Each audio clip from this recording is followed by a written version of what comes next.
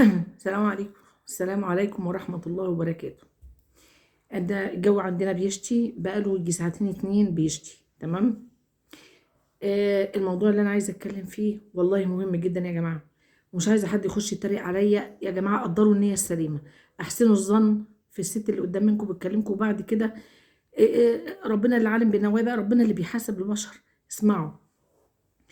دلوقتي انا كنت في مصر من حوالي اسبوعين، وانا ماشيه، راكبين العربيه ومروحين بلدنا، لقيت في ناس حاطين مرتبه على كباري، مراتب، يعني مش اسره واحده، كذا اسره. شفت الموضوع ده، وقاعد بولاده بمراته على مرتبه في الشارع.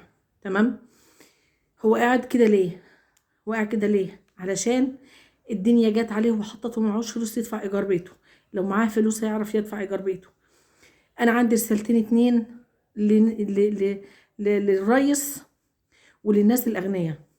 يا سيادة الريس، اركب عربيتك وتخفى واعمل زي سيدنا عمر بن الخطاب، وانزل لف في البلد وانت مفيم العربية، مش لازم عربية الرئاسة، وانزل تفقد حال شعبك.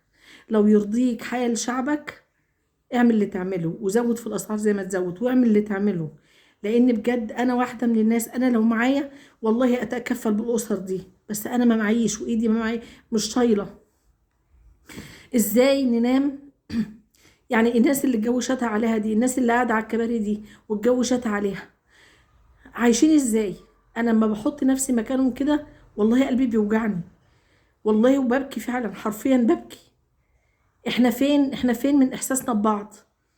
احنا فين من ان احنا نحس بالناس؟ يعني يا سيادة الريس، حضرتك والله العظيم والله العظيم انت عملت في الناس الفقراء، يعني عاملة ما يعلم بها الا ربنا. الناس كانت الاول بتدفع ايجارها بالعافية وبياكلوا بالعافية. حضرتك لما غليت الاسعار، الناس لا عارفة تاكل ولا عارفة تدفع ايجارها. الناس قعدت في الشارع يا ريس. طب الشتاء اللي دخل ده الناس هتستحمله ازاي؟ بجد الناس هتستحمله ازاي؟ هيقدروا يبقوا قاعدين منهم للطل؟ مفيش حيطان قوياهم، مفيش حاجة. ازاي؟ ازاي يا ريس؟ انا واحدة من شعبك، انا اللي ليا في السياسة ولا عايزة اتكلم في السياسة، ولا طالعة بهاجمك ولا طالعة بهاجم اي حد. بس انا بقول لك، انت عايز رضا ربنا؟ اعمل زي سيدنا عمر بن الخطاب، اركب عربية مش عربية الرئاسة، واخرج متخفي وامشي في الشوارع وشوف حال الناس. انا والله لو ما خايفة على اذية الناس دي ان يوصل لهم الموضوع ده، انا ما رضيتش اصور. فعلا كان نفسي اصور وانزل عشان يبقى الكلام عن ثقة، بس فعلا في ناس قاعدة في الشارع يا ريس من غير بيوت. الشتاء ده هيعدي عليهم ازاي؟ انا خايفة الدور يجي علينا، انا خايفة الدور يجي علينا واحدة واحدة. الفقراء دول انا بحس ان هم، يعني انت عايزهم ينقرضوا ولا ايه؟ بالله عليك يا ريس، لو عايز ربنا يجعلك من الناس الكويسة ويجعلك من أهل الجنة، اعمل زي سيدنا عمر وخد عربيتك وانزل وشوف اللي محتاج بجد. شوف اللي محتاج بجد. شوف الناس دي لها رواتب، الناس لها معاشات، لها شغل يقدروا يعيشوا. انت حضرتك عملت مدن، اديهم شقة.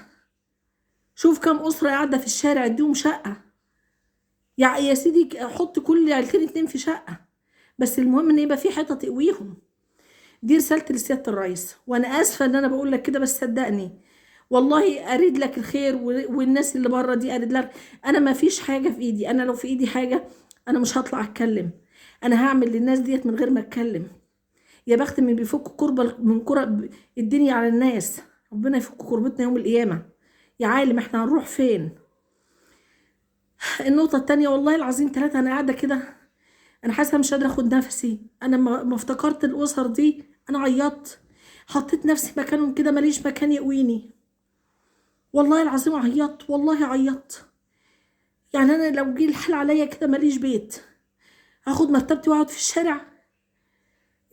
الشتا ده لما يجي عليا ماليش حاجه تسندني، ماليش حاجه تغطيني، ماليش حاجه تسترني. يا سياده الريس بص لشعبك بعين الرحمه. انا اسفه معلش.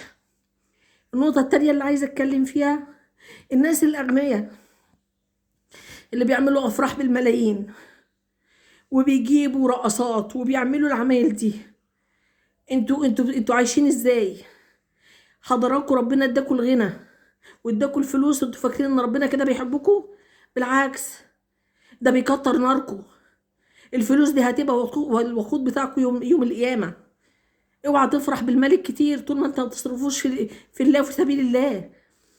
اركب عربيتك انت كمان وانزل، شوف الاسر اللي قاعده في الشارع، شوف الاسر التعبانه، شوف الاسر اللي ما معهاش، واخرج زكاه مالك صح. لان في ناس بتاخد زكاه المال احنا بنحولها على فودافون كاش او على بشيكات على البنوك، وفي ناس بتاخدها ليها. اتعب نفسك شويه واملى عربيتك بنزين وانزل لف على الناس، وشوف اللي قاعد في الشارع. لو عندك شقق اجر لواحد شقه وادفع له ايجارها وقول له اشتغل واكل نفسك، بس على الاقل اديله بيت يقويه. ازاي بتناموا على جنابكم وبتناموا في سرايركم وفي قصوركم وفي ناس نايمه في الشارع؟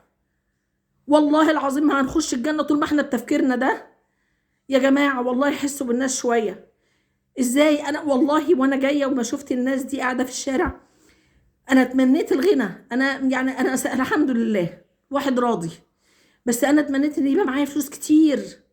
كنت هنزل من العربيه كده وهاخده اوديه شقه وادفع له ايجار سنه واشوف له شغلانه. دوركم انتوا تعملوا كده، الاغنياء وسياده الرئيس يعملوا كده. كلكم راع وكل راع مسؤول عن رعيته يا سياده الرئيس. الناس دي ذنبها ايه؟ ذنبهم ان هم في مصر؟ ذنبهم ان هم من شعب مصر؟ بقى احنا بنقول يعني ربنا بيقول خش مصر امنين واحنا نبهدل شعبها كده؟ يا سياده الرئيس، المطر ده انا عندي سقف قويني وقاعده تحتيه وبحمد ربنا ايجار والحمد لله وراضيه. لكن في ناس ما معهاش تدفع ايجار واتطردت في الشارع عشان مش عارفه تدفع ايجارها. الناس دي اتطردت عشان مش عارفه تدفع ايجارها. يا ريس بالله عليك انزل من عرشك واركب عربيتك وبص على الناس دي بعين الرحمه. يا سياده الريس بالله عليك بالله عليك، والله العظيم والله العظيم هنسأل، كلنا هنتسأل. فانا معلش يعني انا والله العظيم وانا قاعده كده ما افتكرت المنظر والله صعب عليا. انا ما اعرفهمش وما اعرفش حد، مش لازم اتحمق على حد بعرفه، بس احنا مسلمين. وما تزعلوش مني من انفعالي، والله انا داخل عليا دور برد وحاسه ان انا تعبانه مش قادره اتكلم، بس صعبان عليا الناس دي. احنا مسلمين يا جماعه في الاول وفي الاخر، عايزين يبقى في قلبنا رحمه وفي لساننا كلمه حلوه وفي عقولنا تفكير واعي. اللي هيخش بقى يقول لي انت بالك وانت مش عارفه ايه، يا عم انا ما طلبتش منك تشوفني. انا عايزه اللي يتعامل معايا يكون ناس عقلها كبير، ناس بتفهم، ناس عندها رحمه، مش الناس اللي داخله تطبل وخلت تشتم وتهين الواحد وانت لا عارفني ولا تعرفني ولا تعرف عني حاجه. فعايزاه انا عايزه ناس محترمه، عايزه ناس تفهم كلامي. صوتي ده توصل للرئيس. انا لا بتدخل في السياسه ولا بتكلم في السياسه، بس انا بقول لك يا سياده الرئيس، انا شفت موقف، انا كمواطنه خايفه على نفسي يجي في يوم من الايام هيحصل لي كده. فبقول لك يا سياده الرئيس انزل بص على الناس دي.